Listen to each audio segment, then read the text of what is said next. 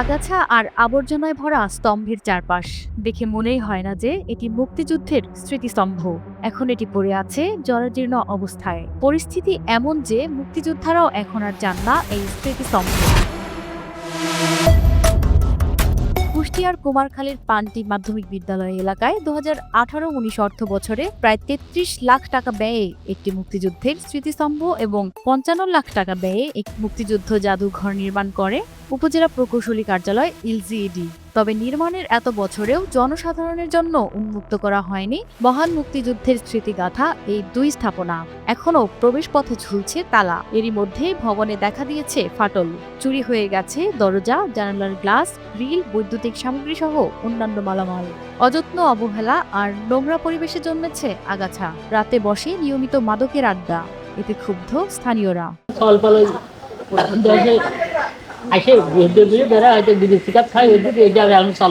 চালু হয়, মানুষজন এসে বসল, দল বদল চালু, খালি একটা লোক এসে বসে যায়। কাজ করার পরে কোনো কার্যকারিতা শুরু হয়নি।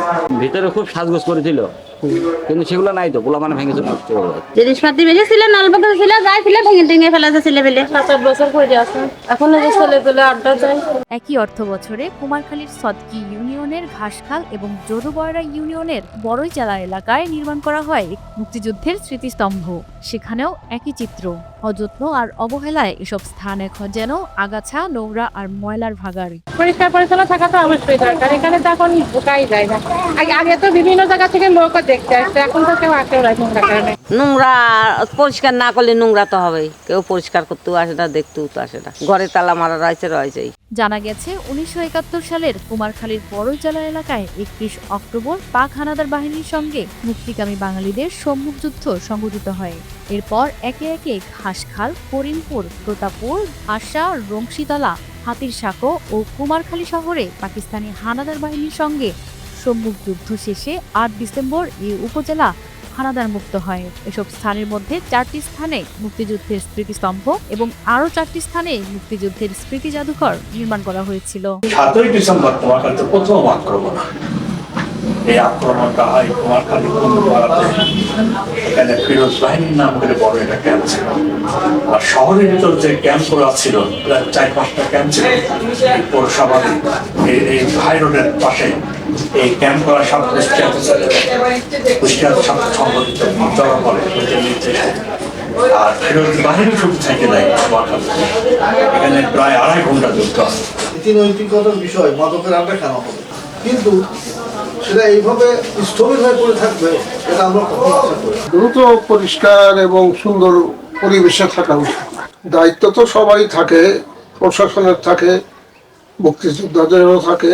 এদিকে স্মৃতিস্তম্ভগুলো সংস্কার ও সংরক্ষণের পাশাপাশি কাজে অনিয়ম থাকলে জড়িতদের বিরুদ্ধে ব্যবস্থা গ্রহণের দাবি জানান স্থানীয়রা। নোংরা অবস্থায় গেট বন্ধ, নোংরা অবস্থায় দেখি এটা তো পরিষ্কার থাকা উচিত, বা মাঝে মধ্যে লোকজন আসে এখন তত্ত্বাবধান করার দরকার, বা কোনো অনুষ্ঠান করার দরকার।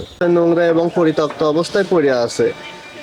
আমরা চাই যে যেহেতু এটা মুক্তিযোদ্ধা স্মৃতি জাদুঘর বা স্মৃতি, এটা যেভাবে পড়ে আছে নোংরা হচ্ছে, দিন দিন আরো আবর্জনায় পরিণত হচ্ছে।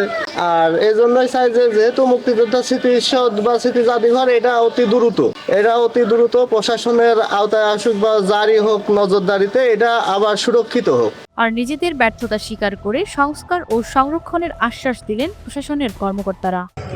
ইতিমধ্যে অবশ্য গভর্নমেন্ট একটা উদ্যোগ নিয়েছে, কিছু তালিকাও করছে যে এইখানে হয়তো একটা কেয়ারটেকার একজন করে দেবে, যাদের তত্ত্বাবধানে প্রতিষ্ঠানগুলো থাকবে এবং দেখভাল করবে। আমাদের ম্যানেজমেন্টের অভাবের কারণেই সেগুলো সঠিকভাবে আসলে সংরক্ষণ করা হয়নি। তো আমি যেহেতু নতুন এসেছি, আশা করছি যথাযথ কর্তৃপক্ষের সাথে কথা বলে সেগুলো পুনরায় সংস্কার করার জন্য যতটুকু করা যায়।